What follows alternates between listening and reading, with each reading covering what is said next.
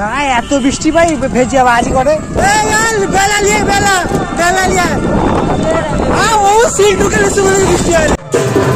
যাওয়ার পর থেকেই ভয়ঙ্কর বৃষ্টি, মনে হচ্ছিল খাওয়ার কোনো সম্ভাবনাই থাকবে না, কারণ প্রথম থেকে যেভাবে বৃষ্টি শুরু হয়েছিল অনেকটাই বৃষ্টি পড়ছিল, সঙ্গে এতটাই ভিড় ছিল এবং খাওয়া দাওয়ার লোক যাওয়ার সংখ্যা খুবই কম ছিল, পরিবেশনের লোকের সংখ্যা। এদিকে বৃষ্টি এবং প্রচুর ভক্তের সমাগম, সেই জন্য খাওয়ার খুবই দেরি হয়েছিল। তো আমরা বৃষ্টি পড়লে কিছু করার নেই, আমরা খেতে গেছি, যখন খেয়ে আসবো বাড়িতে, যেহেতু আমাদের গ্রামের পুজো, খাওয়ার ডাক ছিল, বাড়িতে রান্না হয়নি, এই জন্য